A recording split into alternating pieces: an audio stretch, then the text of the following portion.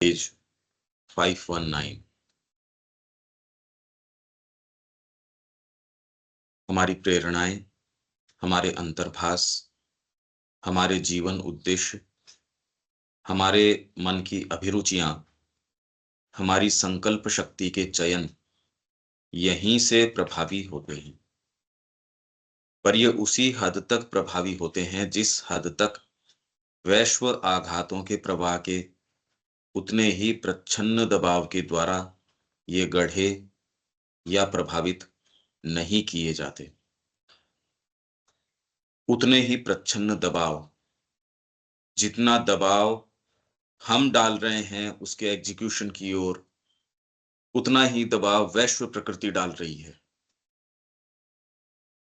वो उसको रोकने में भी डाल रही है, गढ़ने में भी डाल रही है, प्रभावित करने में भी डाल रही है। उसके अपने तरीके हैं। तो ये उतने ही प्रभावी होते हैं। आपको प्रेरणा आ गई, अब प्रेरणा को एग्जीक्यूट करने के अंदर शरीर कितना उसके अंदर सहयोग करता है या उसको प्रभावित करता है, क्या करेगा, फर्क पड़ जाएगा। तो प्रेरणा आना एक चीज है, आपकी बाहरी प्रकृति क्या अनुशासित है तो सही, क्या यहां आके दिक्कत आ जाती है। वो उसके लिए तैयार मिलती नहीं, वो अनविलिंग होती है। वैसे तो आधार भी तैयार नहीं होता तो उतनी प्रेरणाएं भी नहीं आती। जिसके पास रिसोर्स नहीं है, आप उसके पास जाते भी नहीं उस तरीके की कोई चर्चा करने के लिए। कोई व्यक्ति यूं ही है, उसके पास आप इतना बड़ा टेंडर लेके थोड़ी जाओगे। फिर जिसके पास पूंजी नहीं है बेचारे के पास, उसको आप ये कहो लोन लेने के लिए उसके पास चलते हैं, आप कहें नहीं नहीं नहीं, वो तो एलिजिबल नहीं है इस चीज के लिए। उसके लिए कम से कम ये चीजें, ये सारी व्यवस्था यही दृष्टिकोणों से चल रही है, सारी की सारी बाहरी जो है। तो प्रेरणाएं जो हैं उसी हद तक अंतर्भास, इंट्यूशन तो हम कह जरूर देते हैं, पर वो या तो वैश्व आघातों के प्रवाह के उतने ही प्रच्छन्न दबाव के द्वारा गढ़े गए हैं या प्रभावित किए गए हैं। तो उनका प्रभाव उतना ही हो सकता है जितना कि ये इनके प्रभाव या गठन से मुक्त हों, ये कह रहे हैं। ये सेंटेंस समझ में आ रहा है क्या? इसमें कहा जाएगा प्रभावित नहीं किए जाते। हाँ, प्रभावित नहीं किए जाते। आपके अंदर जो भी चीजें प्रेरणाएं उठती हैं, यदि कंसिडरेशंस के आधार पे प्रेरणा उठ रही है, तब तो फिर बाद में मुक्त नहीं है। किन्हीं भी तय मानकों में, किसी भी तय कंसिडरेशंस से कोई प्रेरणाएं, अंतर्भास यदि उस हिसाब से उठ रहे हैं, तो फिर तो उसकी इफेक्टिविटी उस कंसिडरेशन या उस दायरे में ही होगी। उसके अलावा प्योर तो है ही नहीं।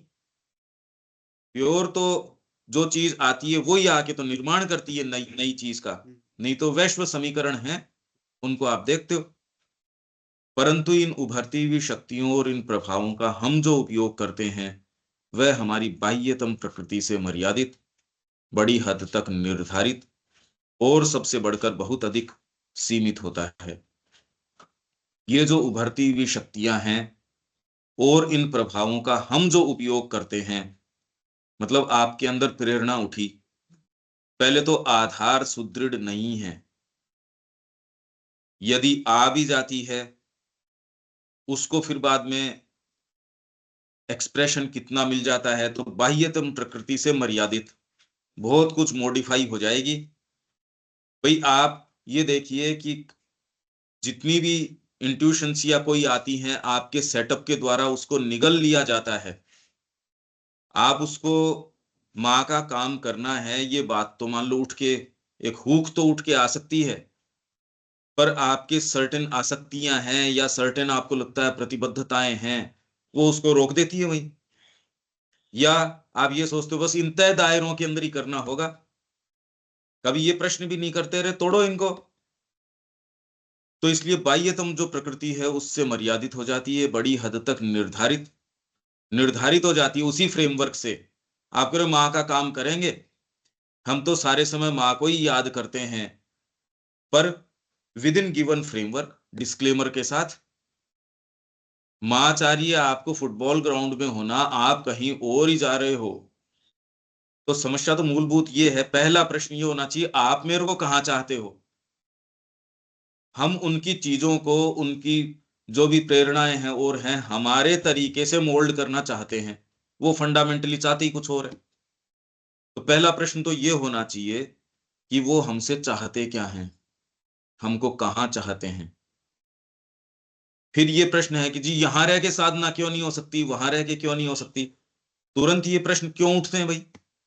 क्योंकि आप ये कह रहे हैं कि मेरे को खाली गिवन फ्रेमवर्क के अंदर ही दो। ये चीजें ऐसी नहीं है जिसको आप दबाव डाल सको कि मेरे को प्रेरणा ऐसे ही आनी चाहिए। नहीं आती, नहीं आती। बस वो एक ठीक है, एक सद्भावपूर्ण जीवन एट द मोस्ट अगर करो तो उसी दायरे के अंदर उतना भले ही हो जाता है, बंधन नहीं टूटते, क्योंकि व्यक्ति प्रश्न ही नहीं कर रहा इस बारे में। तो इसके जो मायने निकल रहे हैं वो बहुत गंभीर मायने हैं इसके। तो इन उभरती हुई शक्तियों और इन प्रभावों का हम जो उपयोग करते हैं, जो ऊपर संकल्प शक्ति है, मन की अभिरुचियां हैं, आते हुए अंतर्भास हैं, मतलब इंट्यूशन, इसलिए प्योर इंट्यूशन आती नहीं। जब मैं उदाहरण की बात करता हूं क्योंकि वो ऑलरेडी मर्यादित है, आप उस बारे में उतना सचेतन नहीं हो, पर वो जो इंट्यूशन आ रही है वो सचेतन है आपके फ्रेमवर्क के बारे में, क्योंकि आपने ऑलरेडी एक एक सांचा बना के रखा है। कोई भी मनुष्य बिना किसी सांचे के तो रह ही नहीं सकता। जिस देश से आ रहा है, जिस नेशनैलिटी से है, जिस रेस से आ रहा है, जिस जाति का है, जिस प्रांत का है, जिस शिक्षा दीक्षा को लेके आया, जिस परिवार को बिलोंग करता है, उसका जो बचपन जिस तरीके का गया, सचेतन होने के बाद तो पहली बार ये समझ में आती है, ओहो अपने तो बहुत ज्यादा ये लिमिटेशंस, इतनी सारी रस्सियां बंधी हुई हैं। पहली बार तो इस बारे में सचेतन होता है व्यक्ति। अभी तो यही ऐसी चीजें हैं जिनको आप कह दो इनको नो, निषिद्ध है प्रवेश बिना अनुमति, नो एंट्री विदाउट परमिशन। वहीं यहीं तो सबसे बड़े तख्तियां लगी रहती है ना, परिवार को टच नहीं कर सकते। साधना अपना लो चाहे, वो उसके विषय में तो एक ब्लैक कॉर्नर, आपके ग्रे कॉर्नर रहता है, ये ना ना इसमें नहीं। माँ तो मेरी बढ़िया थी ही, पिताजी तो मेरे बढ़िया थे ही, मैं तो कुछ हुई, मैं जो कर रहा हूं तो कुछ ऐसे हिस्से हैं जो जहां लाइट प्रवेश करती नहीं, सबसे ज्यादा गहन अंधकार है वहां। तो आपको उन्मुक्त तरीके से कैसे आ जाएगी? समस्या ये है, पहले तो लिमिटेशंस और आपके फ्रेमवर्क का सेंस आए कि आपने अपने आप को इतना बांध रखा है।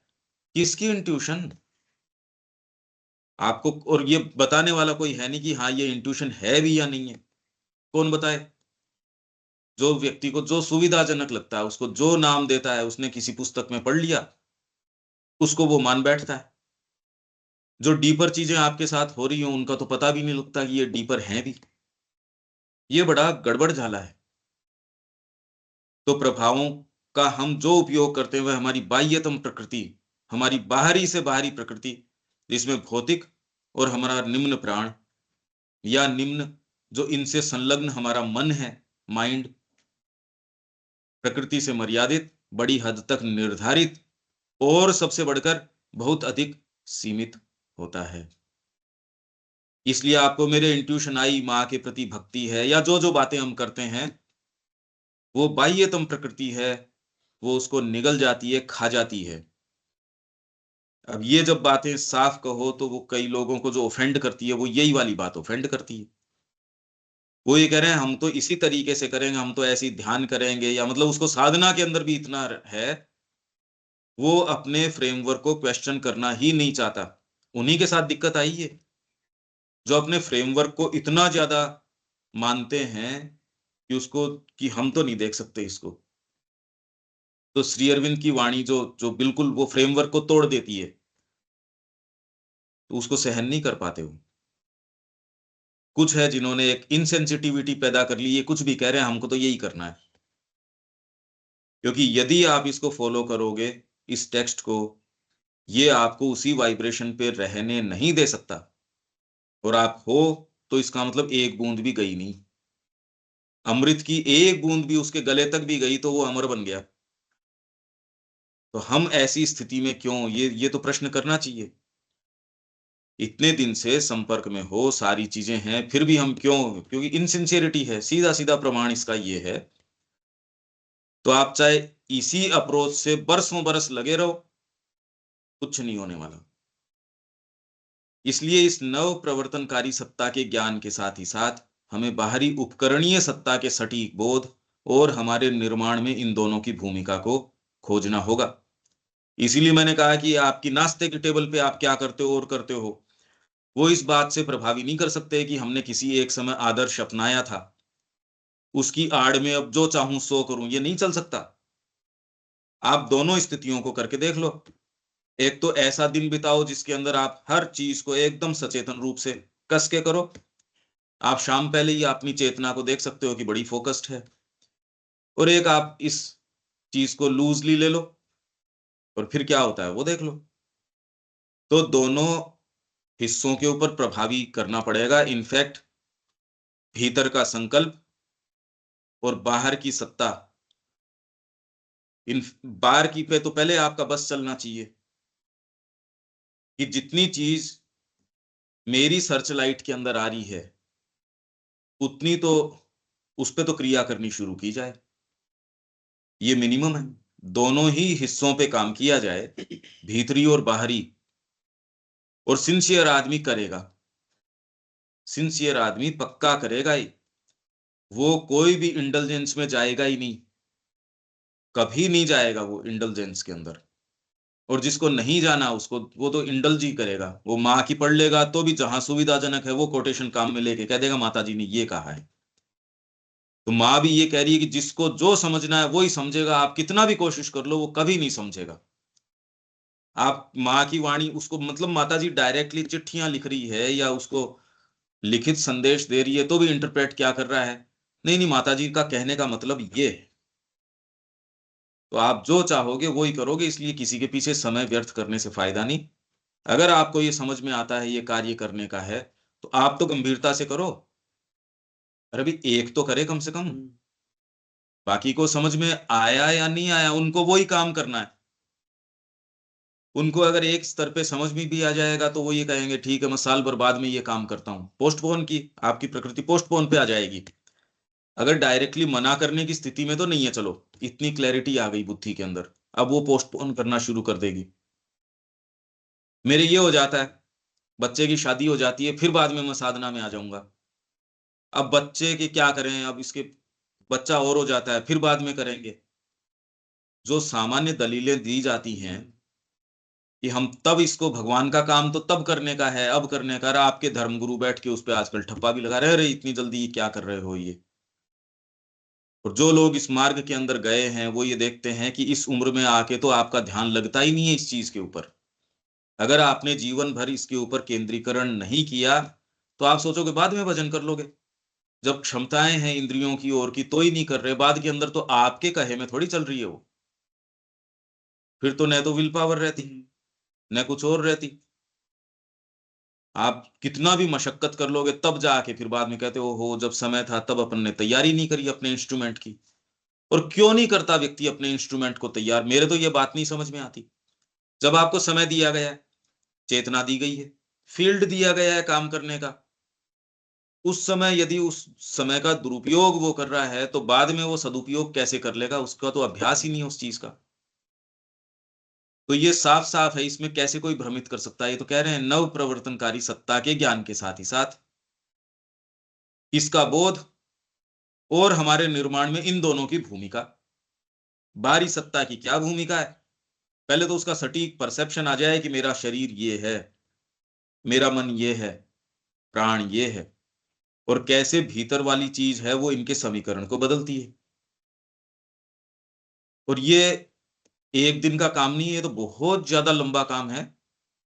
क्योंकि जितना गहरा भाव आता है आपके बाहरी समीकरण को रीस्ट्रक्चर कर देता है। अरे यही तो हम जानने के लिए इस जगत के अंदर हैं। ये कब जानोगे, बुढ़ापे में? तो ये इसका पता कब चलेगा, जब समय है। यही तो इक्वेशन है जो हमको सीखनी है। बच्चे को सिखा देनी चाहिए ये बात तो, जिससे कि उसके पास ये जीवन रहे। कितना इंपॉर्टेंट काम है ये वाली बात तो बताई नहीं जाती। सतह पर हम अपने स्वयं के बारे में केवल उतना ही जानते हैं जितना वहां रूपायित हुआ है, और उसका भी केवल एक अंश ही। मतलब आपकी बाहरी सत्ता में भी कोई चीज जो थोड़ी बहुत फॉर्मुलेट हो गई, विचार के रूप में, भाव के रूप में, किसी भी रूप में जो फॉर्मुलेट हो चुकी है, उसका भी केवल एक अंश जानते हैं हम। गहराइयां बहुत ज्यादा हैं। ये जो सामान्य तरीके से हमने श्री अरविंद की गीता को 10 लाइनों में समझा दिया और ये कर दिया, ये बकवास बातें हैं। ये खाली एक सूत्र पकड़ के बस माँ को ध्यान रखो और ये करो। अगर यही होता तो एक मैनुअल लिखना माँ और श्री अरविंद के लिए कितना इजी होता, कि और सारी बातें चलो मैं तुमको एक मैनुअल दे जाता हूं, कम से कम मेरे भक्त हैं और दूसरे माने नहीं माने तुम तो मान लो। क्या श्री अरविंद एक चैप्टर नहीं लिख सकते थे इस तरीके का? हम क्यों रिड्यूस डाउन कर रहे हैं उसको?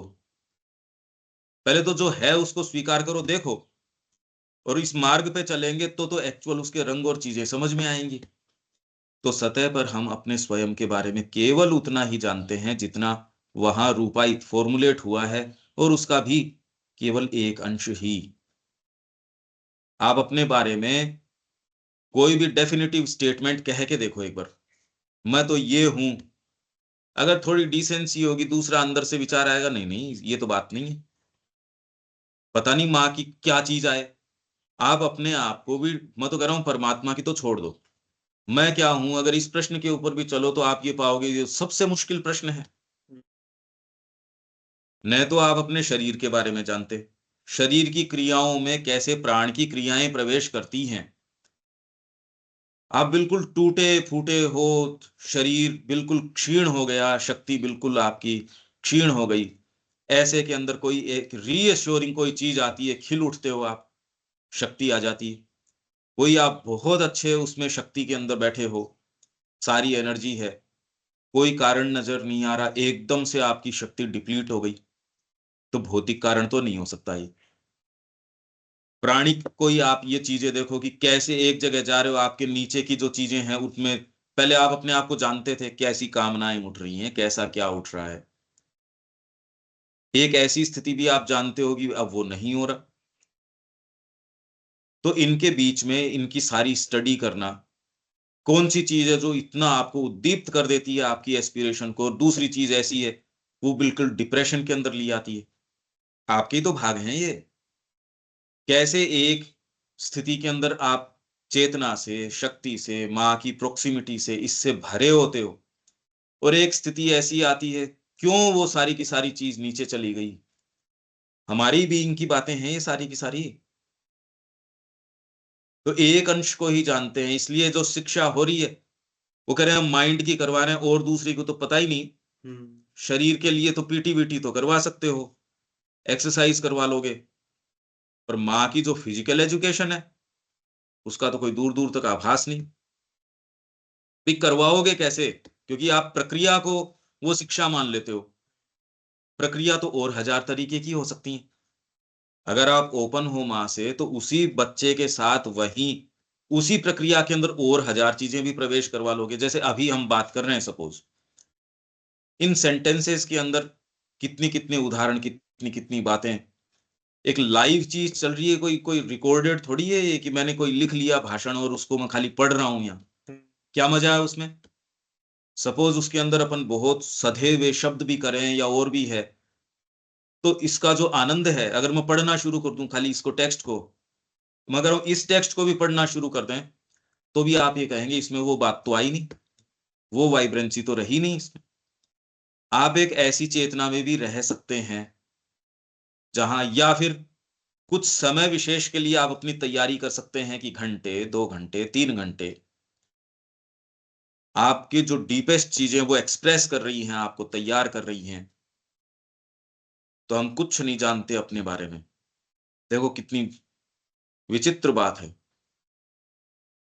क्योंकि हम अपनी समूची सतह को एक सामान्य अस्पष्टता में देखते हैं, जिसे किन्हीं सुनिश्चित बिंदुओं या लक्षणों द्वारा चिन्हित या खंडों में विभागीकृत किया गया है।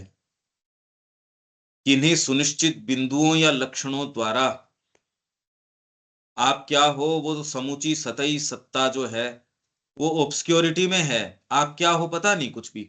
भूख लगी खा लिया, नींद आई सो गए, कुछ पीछे से ये दबाव है नहीं काम करोगे तो कैसे होगा, आप परिवार में हो, एक कॉन्सेप्ट आपको टिकिंग, तो आप जानते हो आप परिवार में हो और इस समय आप कहाँ हो, आप अपने इन-लॉज़ के पास हो या फिर आप अपने खुद के घर पे हो या आप स्कूल में हो, आपको कहने की ज़रूरत नहीं है, आपकी प्रकृति जानती है। इस स्कूल में हो, जहाँ कोई ऊपर से आप पे दबाव नहीं है, और एक दूसरी स्कूल में हो, जहाँ आपकी नौकरी डिपेंड करती है कि इतने परसेंट तो आने ही ज़रूरी है। आपके सारे बोलने में, चलने में, उठने-बैठने में, हर चीज़ में असर आ जाएगा। आप कौन से दफ़्तर में हो, आप किसके सामने हो, मीडिया के कैमरे आपके सामने हैं। देखो सारी प्रक्रिया, शब्द कैसे चेंज होता है। हम अपनी सत्ता को बिल्कुल नहीं जानते, बिल्कुल भी नहीं जानते। एक अस्पष्ट सा बोध रहता है अपने बारे में भी। कुछ सुनिश्चित बिंदु, आप कौन जी, मैं एक एक ऐसा एक बैग हूँ जिसके अंदर कुछ ये चीज़ें डाली हुई हैं। मेरे कुछ-कुछ ये हैं, मेरे हेल्थ इश्यूज़ हैं। आप अपने आप को डिफाइन करने की भी कोशिश करोगे, डिफाइन ही नहीं कर पाओगे। मेरे ये एस्पिरेशन है, मेरे ये है, अगर ये भी कहोगे, तो इस प्रश्न का उत्तर नहीं है, तो फिर कर क्या रहे हो अगर ये एस्पिरेशन है तो? तो अपने आप को डिफाइन करने का प्रयास करो, आप ये पाएँगे कि ये बहुत मुश्किल चल रहा है। आप कैसे डिफाइन करोगे? मेरे ये शरीर है, उसकी ये प्रक्रिया है, पर क्यों ये प्रक्रिया अलग-अलग समय अलग-अलग हो जाती है? अगर शरीर है, तो भी उसकी प्रक्रिया इनवॉलंटरीली चल रही है, आपकी रक्त का संचार चल रहा है या आपकी साँसें चल रही हैं या आपका हृदय जो धड़क रहा है, वो आपके हाथ में तो है नहीं। नींद आ जा रही है, तो भी ये सारी चीज़ें काम कर रही है, मतलब कोई ऐसी चीज़ है जो आपके सचेतन हस्तक्षेप के बिना काम कर रही है। फिर आपका प्राण, फिर आपका मन। एक्चुअल में हम अपने विषय में कुछ भी नहीं जानते। हुँ। तो हमने किन्हीं सुनिश्चित बिंदुओं या लक्षणों द्वारा चिन्हित या खंडों में विभागीकृत किया हुआ है। यहाँ तक कि मानसिक आत्मनिरीक्षण द्वारा हम जो खोजते हैं, वह केवल खंडों का एक योग होता है। खंडों का योग है, बाकी कुछ भी नहीं जानते। आप यदि ये बात करो भारतीय संस्कृति, मैंने एक शब्द कहा, आप अगर मानसिक आत्मनिरीक्षण या निरीक्षण करना शुरू करो, उस संस्कृति में मैं कैसे डिफाइन करो भारतीय संस्कृति को? भई श्री अरविंद ने ये कहा है, तो श्री अरविंद वाली बात को एक्सप्लेन करो, पता चले कि आपको कुछ भी नहीं जानते। भई मैं तो कह रहा हूँ एक सूत्र को पकड़ो और उसको परस्यू करते रहो। एक कोई भी पकड़ लो, जो भी सुविधाजनक लगे, उसको पकड़े रखो। तो आप थोड़ी ही देर बाद में यदि निष्पक्ष क्वेश्चनिंग अपने आप से ही करना शुरू कर देंगे, एक सीमा के बाद में जाके या तो आपको वो छोड़ना पड़ेगा, कहते यार अब तो सिर चकराने लग गया। क्योंकि कोई भी प्रश्न उसके दूसरे कार्य ये क्यों? आपको क्यों पूछो, उसकी प्रक्रिया देखो। तो मानसिक आत्मनिरीक्षण भी करोगे, उसके द्वारा हम जो खोजते हैं, वह केवल खंडों का एक योग होता है, पूरी पिक्चर होती नहीं, खंड-खंड है, उन खंडों को इकट्ठा करके, और उसको इकट्ठा भी आप कैसे करते हो, डिपेंड करता है, आपका जो पर्सपेक्टिव है, उस हिसाब से खंडों को इकट्ठा करते हो। हुँ। जगत की जो पिक्चर हम बनाते हैं, खंडों को ही तो इकट्ठा कर रहे हैं। अभी हम कुछ भी नहीं जानते। आज जो भी ये बीच के अंदर हुआ, एक बीच का एपिसोड हुआ जी, ये भारत ने इस तरीके की प्रतिक्रिया दी और ये बीच का एक ऐसा आया 3-4 दिन का, इसमें क्या हुआ हम कुछ नहीं जानते। हुँ।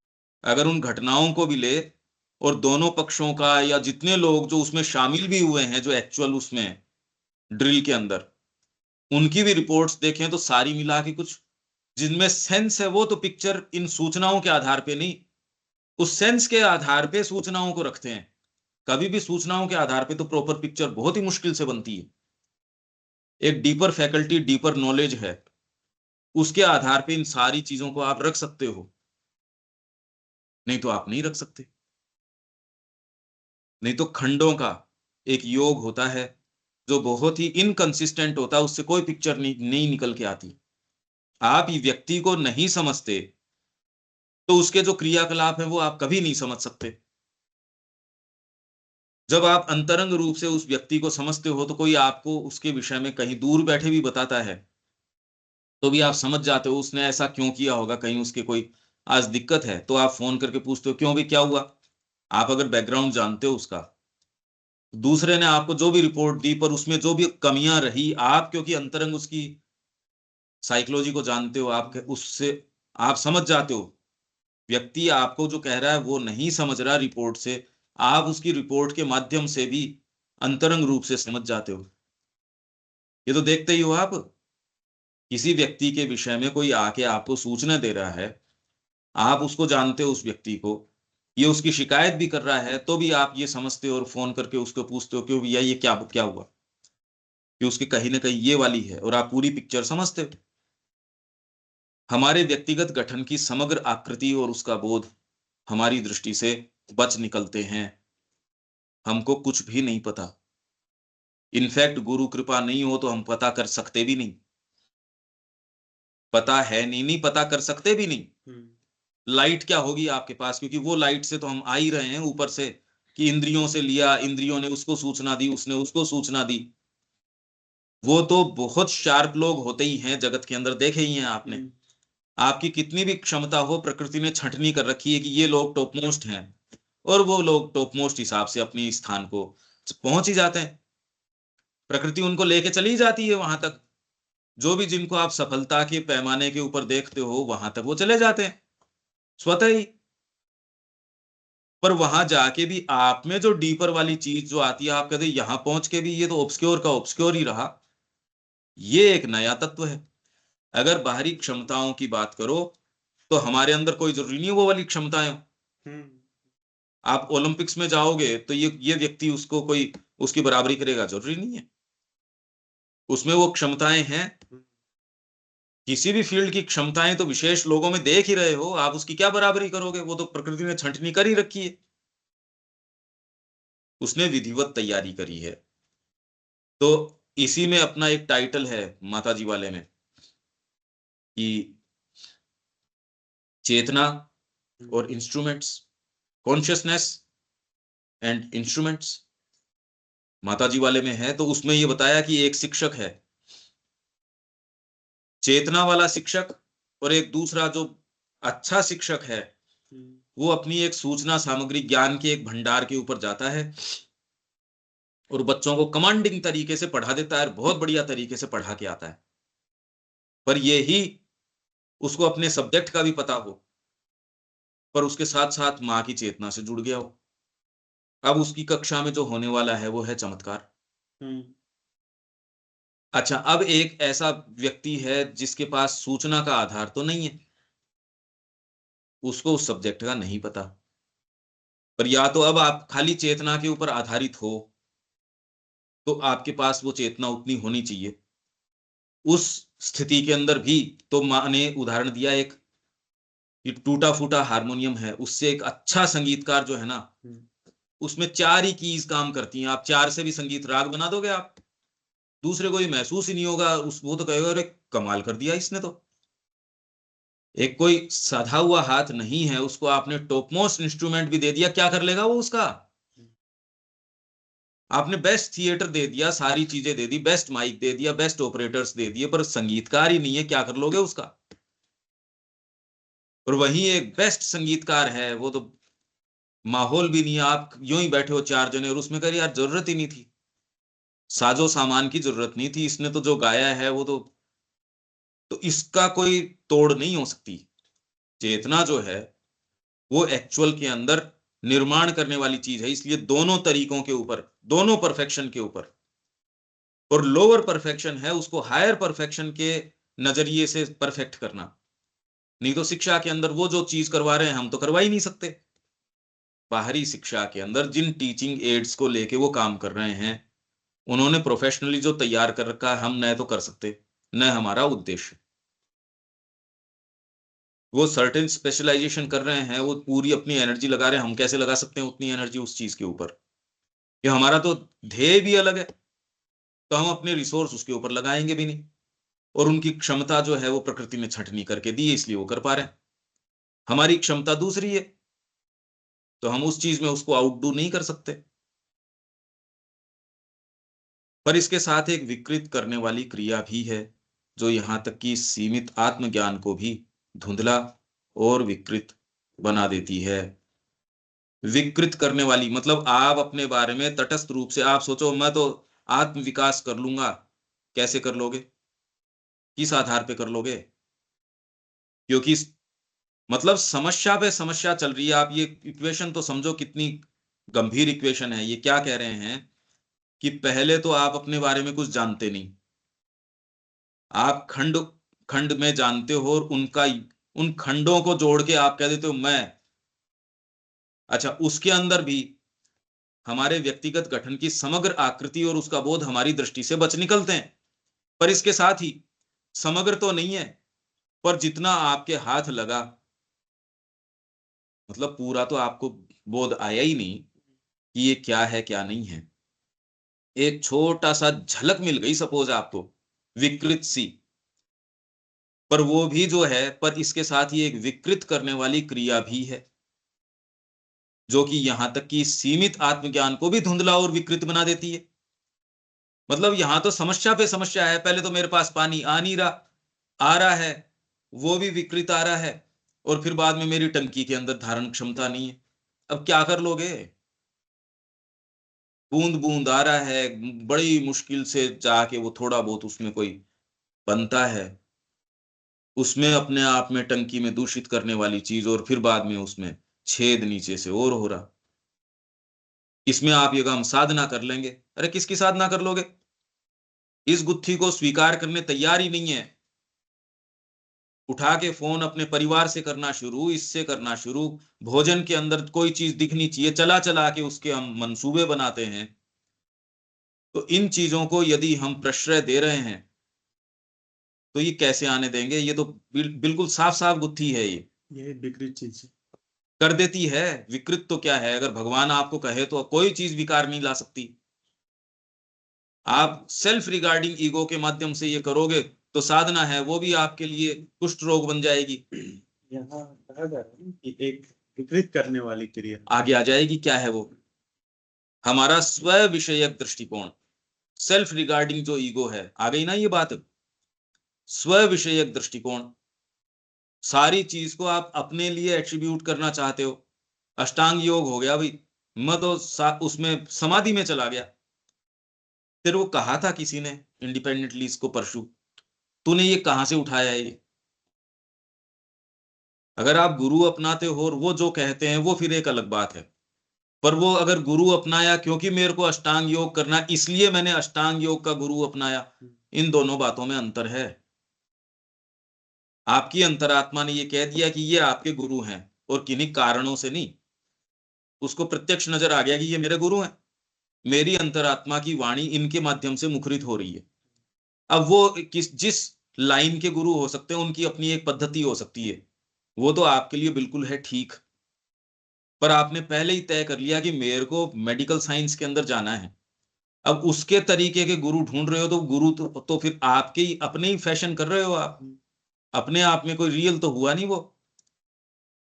आप तो अपनी जो निहित मोटिव्स हैं, उद्देश्य हैं, उनकी पूर्ति के लिए साधन ढूंढ रहे हो, गुरु थोड़ी ढूंढ रहे हो। मेरे साधनों की, मेरे जो मोटिव्स हैं उनकी पूर्ति इससे होगी, तो आपका कोई गुरु तो है नहीं। वो पूर्ति करेगा तब तक तो, अगर है तो गुरु है। भाई है ही नहीं वो फंडामेंटली, इस बात को तो समझ गए आप। और एक आपको भीतर से ये पता चल गया ये मेरे गुरु हैं, बस। अब वो आपको जिस तरीके से लेके चलेगा, वो कोई भी पद्धतियां आपके लिए फिर बाद में सिरदर्द नहीं बनेंगी। अभी तो बहुत बड़ा वजन है, क्योंकि पर्सनल एफर्ट पे कर रहे हो आप सारी चीज। आपके व्यक्तिगत संकल्प के ऊपर कर रहे हो जो कर रहे हो, सो उसके लाभ है या हानि है, जो भी है वो आपके अपने हैं, पर आपकी अपनी सीमा से बंधे हुए भी हैं। आप जितना कर लोगे आपके पर्सनल एफर्ट पे कर लोगे, उससे आगे का दायरा कैसे तोड़ोगे? जहां कृपा का प्रवेश है, जहां भगवत चीज है, अपने अपने आप को आपने दिया ही नहीं, समर्पित किया ही नहीं। आपने तो अपनी ही एनर्जी को समर्पित किया, तो जितना वो कर लेंगे उतना कर लेंगे। दूसरी शक्ति जो आपसे ज्यादा पावरफुल है, माँ की गोद में रखोगे, माँ आपको उठा ले चलेगी। पर अब इसकी योजना बना बैठता आदमी कि वो ज्यादा बढ़िया है, तो अपने आप को इस तरीके से माँ के हाथ में छोड़ दो। योजना से तो छूटे ही नहीं ना आप, सूक्ष्म भले ही हो गई मान लो। तो हमारा स्व विषयक दृष्टिकोण, हमारी बाहरी जीवन सत्ता, हमारी प्राण सत्ता के सतत प्रभाव और घुसपैठ के कारण दूषित हो जाता है, जो कि विचारशील मन को अपना उपकरण और सेवक बनाने की सदा ही चेष्टा करती रहती है। कौन? आपकी जीवन सत्ता, मतलब आपकी आपका जो लाइफ बीइंग है, वो बाहरी जीवन सत्ता। इसमें आप अगर कल्पना करो कि मैं ऐसे कर लूंगा, वैसे कर लूंगा, ये भूल जाओ।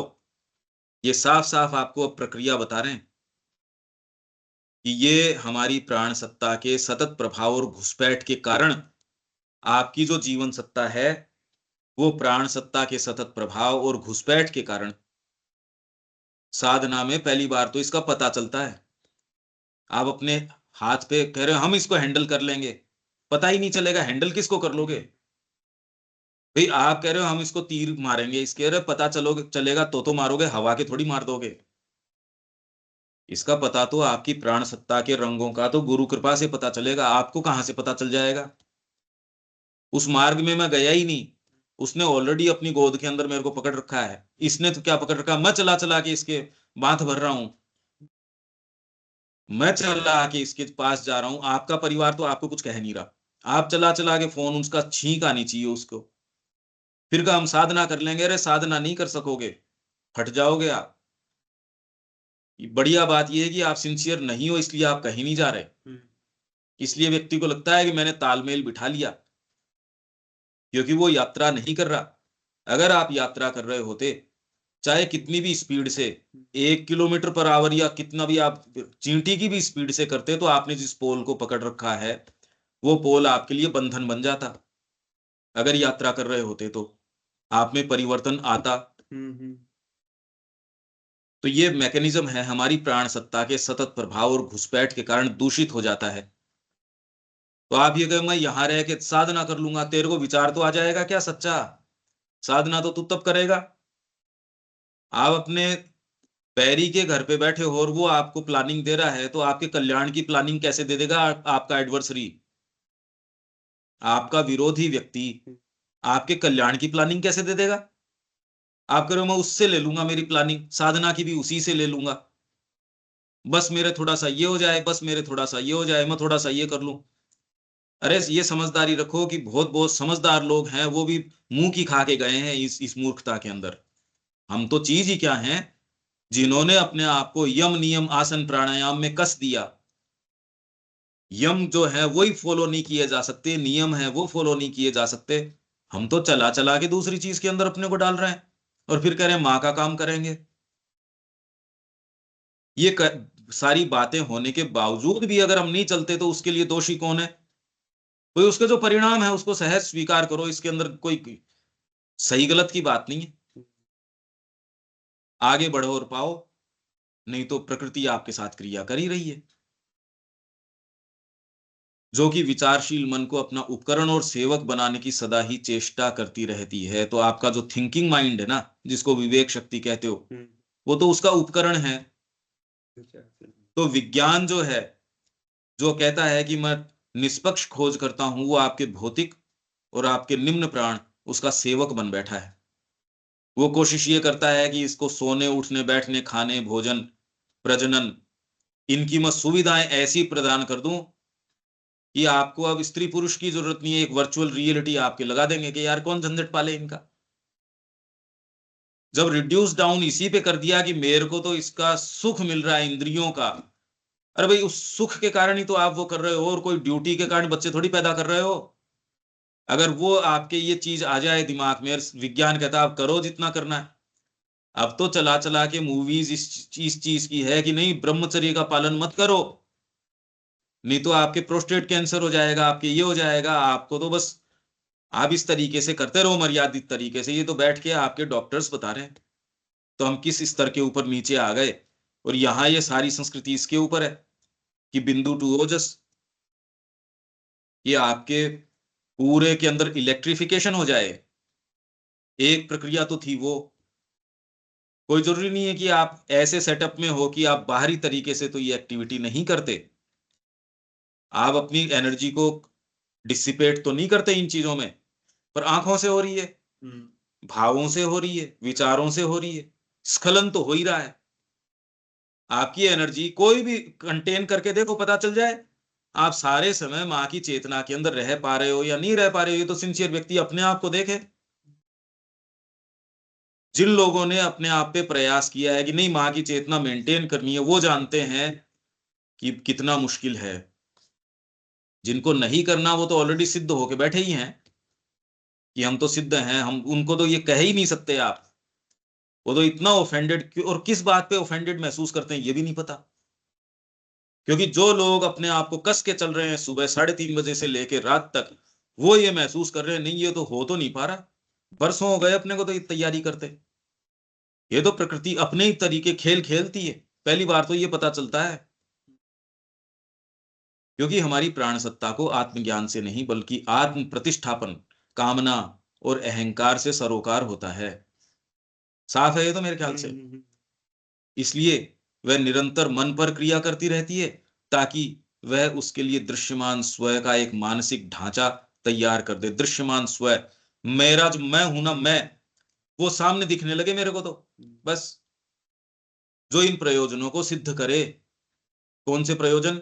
आत्म प्रतिष्ठापन, मैं कुछ हूं। मैंने माँ को जितना अपने आप को दिया है और कोई क्या क्या दे सकता है। मैंने माँ के लिए सारी, मैंने कितना पढ़ लिया। तो आजकल ये कुछ लोग हैं, कोई इवेंट होता नहीं उससे पहले वीडियो बना बना के डाल देते हैं उसका, एज इफ सारी चीजों के बारे में उनको पूरा ही ज्ञान है।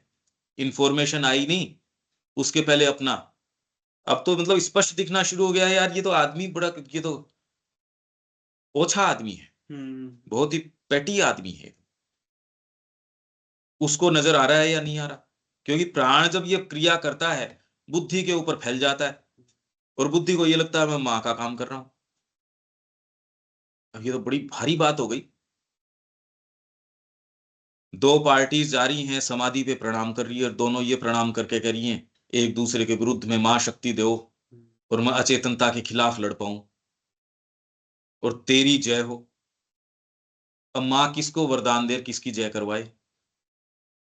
दोनों ही उसके बच्चे। तो ये चश्मा आप सोचते हो उससे ज्यादा चढ़ा हुआ है। ये तो तब की स्थिति है जब हम में कोई काबिलियत नहीं है, हमने कोई तैयारी नहीं करी। क्या तैयारी है हमारी? क्या आपने कोई बहुत लंबे समय आपकी तैयारी करी है? किसके हाथ में तैयारी करी है आपने? किसी के संसर्ग में रहे ही नहीं आप तो। कौन अच्छा व्यक्ति है जिसके हाथ के नीचे आपने रह के बड़ी एक तपस्या करी हो? है ही नहीं। ढीले रहे बस, ठीक है वो एक नंबर लाना चाहिए या इतने में ये आना चाहिए, फिर आपने जाना उससे पहले आपको कहीं किसी खूंटे पे बांध दिया गया।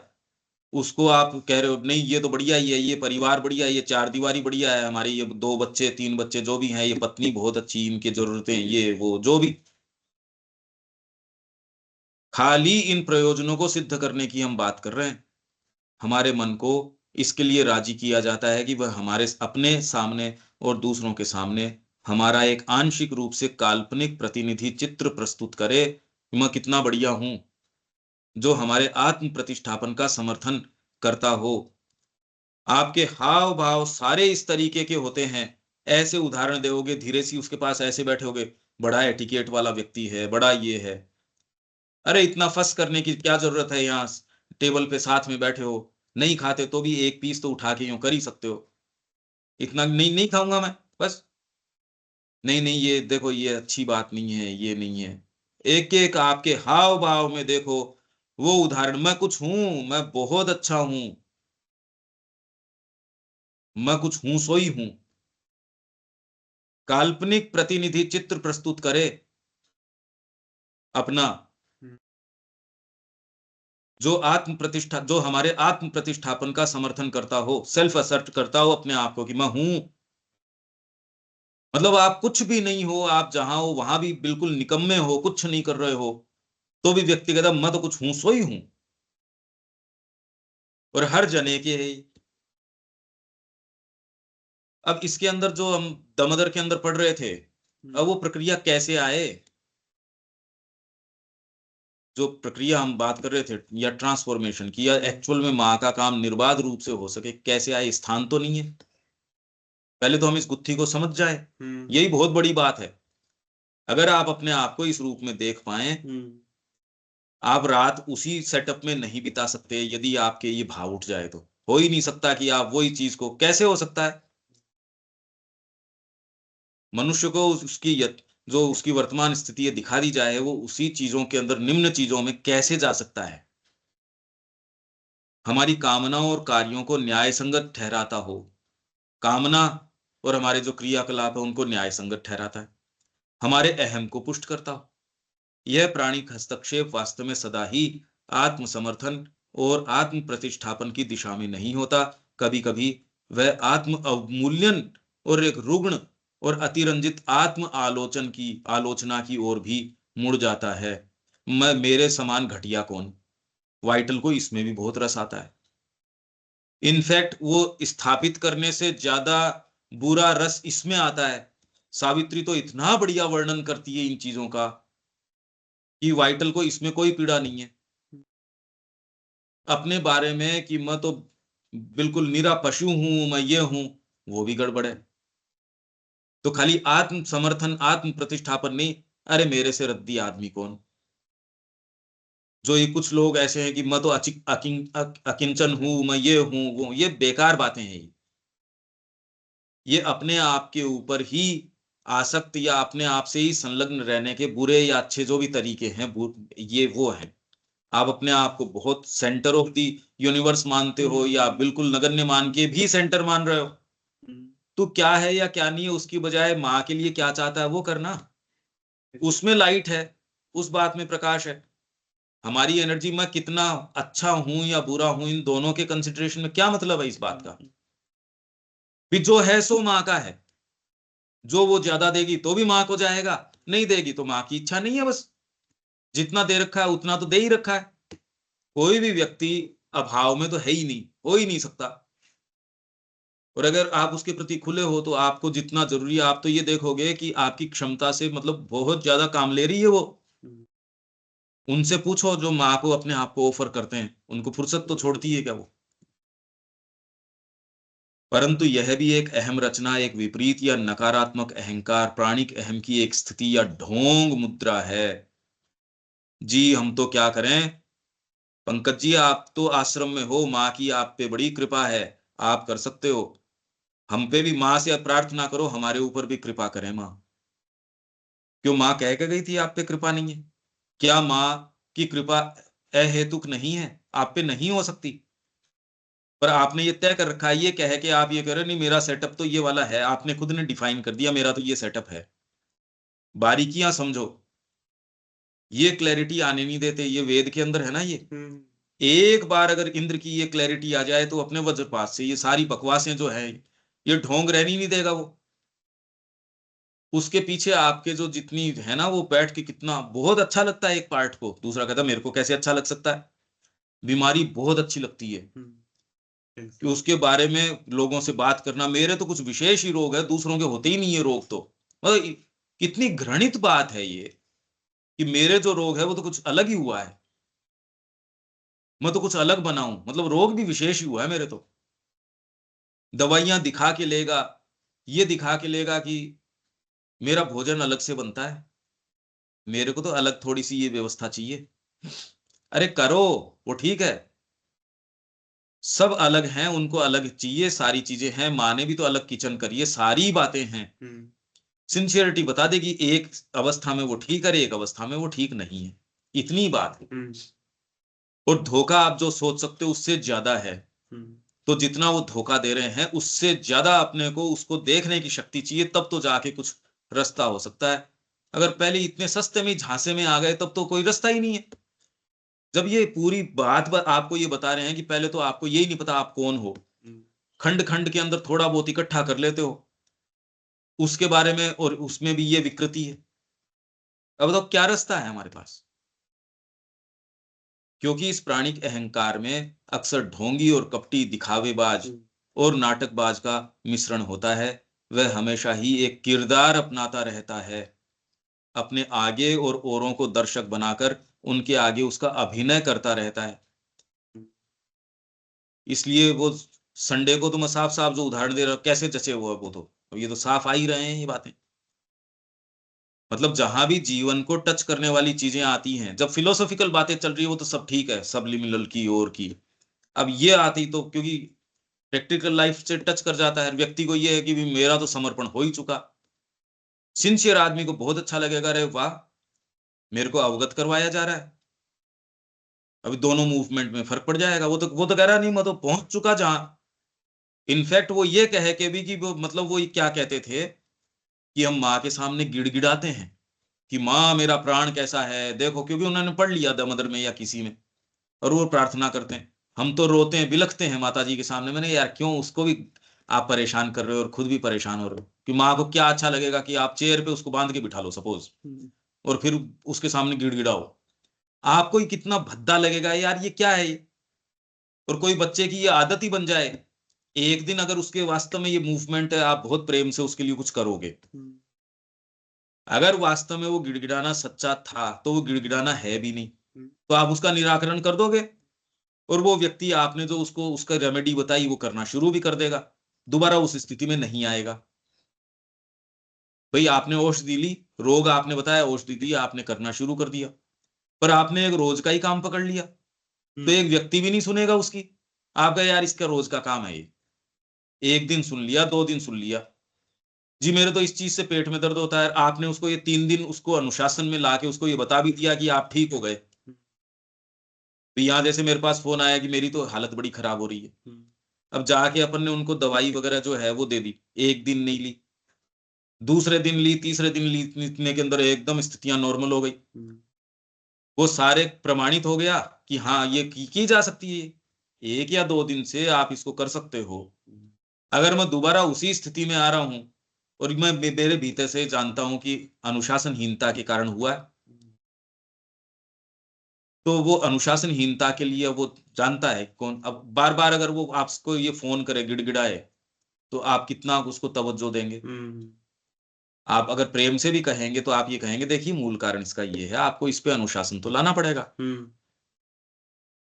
तो ये जो कहे कि औरों को दर्शक बना के व्यक्ति जो अपने अभिनय करता है ना, चाहे अपने रोग का अभिनय करता है, एक बच्चा भी जब गिर जाता है चारों तरफ देखता है, कोई देख तो नहीं रहा, अगर कोई नहीं देख रहा चुपचाप उठ के चल देता है, यदि कोई देख लेता है तो रोना शुरू कर देता है। तो ये तो हमारी फितरत है। साधना में आ जाएंगे तो ज्यादा और करेंगे, ये नहीं कि नहीं करते हो, बहुत ज्यादा करते हैं ये अभिनय चलता रहता है। अब इसके मैं प्रैक्टिकल उदाहरण यदि दूं तो बहुत बहुत खराब लगेंगे, और मेरे को पता नहीं होगा वो किस पे टच कर रहे हैं, इसलिए वो इससे तो अपने को बाहरी तरीके से इसको समझना चाहिए, क्योंकि अपने आप में ये चीजें भी जो श्री अरविंद बता रहे हैं, हालांकि ये साधना की है। इस प्रकार एक संगठित आत्म अज्ञान के साथ एक संगठित आत्म छल भी जुड़ जाता है, केवल भीतर जाकर, और इन चीजों को उनके मूल स्थान में देखकर ही हम इस अस्पष्टता और उलझन से बाहर निकल सकते हैं। उनका मूल स्थान है सेल्फ रिगार्डिंग ईगो, वहां से ये चीजें उठ रही हैं, और इसकी काट है आपका कॉन्सिक्रेशन माँ के प्रति, माँ के प्रति आपका समर्पण। वो समर्पण ही आपको वास्तव में किसी लायक बना सकता है, नहीं तो अगर वो नहीं है, खाली वहम में जी रहे हैं हम। ये इससे बढ़िया तो आपको कोई बता ही नहीं सकता है, श्री अरविंद ने तो तार तार करके सारी चीज बता दी। अब इसमें कोई भ्रमित कैसे हो सकता है, वो जानबूझ के ही है, वो चाहता है भ्रमित होना, वो एकदम इनसिंसियर है इसलिए है ये। अच्छा, अब इसमें कोई बात है क्या अनिल जी?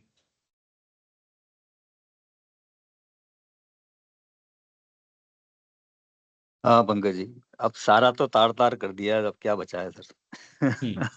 अब कोई बहाना हो मतलब सकता है क्या, ये बताओ? अब हाँ, नहीं नहीं, मतलब अब उसको लग के अब लगता है, मतलब कितना बौना है ये सिस्टम अपना, मतलब अपन डींगे हाँकते हैं, पर है मुश्किल बहुत चीज। कुछ नहीं, कुछ नहीं, बाकी सारे समय मतलब खाली मैं इतनी कैसा सारी दिख रहा हूं। चीजें, इतनी लेग पुलिंग की चीजें, मतलब आप एक चीज को पकड़ते हो, 4 चीज खींचने वाली हैं, बहुत ही मुश्किल चीज है, इतना आसान नहीं। हाँ, पर ये है कि अगर एक के अंदर लग के भी आप लग जाते हो ना, वो और दूसरों को भी प्रभावित करेगी, क्योंकि सारे एक ही परिवार के चट्टे बट्टे हैं ये। एक को हाँ भी ये तो मांझ ले तो सारों की जड़ कट जाएगी, कोई से भी एक को पकड़ लो आप तो। पर उसको बिल्कुल। करते रहो, ये जानते हुए कि धोखेबाजी बहुत गहराई तक चल रही है, बहुत भारी काम है। तो जितना कम से कम ध्यान में आ रहा है उसके ऊपर तो, और इस जीवन में आपको अगर ये लग जाए कि यार ये तो, इसमें खोने को तो अब क्या है अपने पास, अब तो पाने ही पाने को है, तब फिर बाद में कोई संदेह नहीं रहता। सही फिर बात बाद में आदमी लेफ्ट राइट करता नहीं। नहीं तो डॉक्टर आपके कान में कह देगा कि भाई साहब हो गया समय आपका, फिर हाँ, क्या वो तो करोगे, कब करोगे मतलब। और इसमें तो पाने ही पाने का रास्ता है, खोने का क्या है इसमें। दीपक बिल्कुल जी। सही।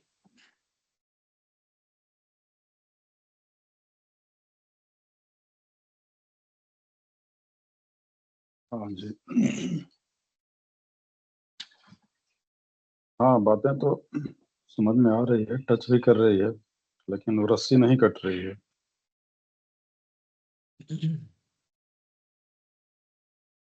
हो जाएगा सब, बस बने रहो। तो यहाँ विराम देते हैं। अब दमोदर के अंदर जो श्री अरविंद बातें कर रहे हैं देख लो, ये इसका पूरा एक्सप्लेनेशन है दमोदर के अंदर जो चीजें कह रहे हैं। यहाँ विराम दें और कल मिलते हैं।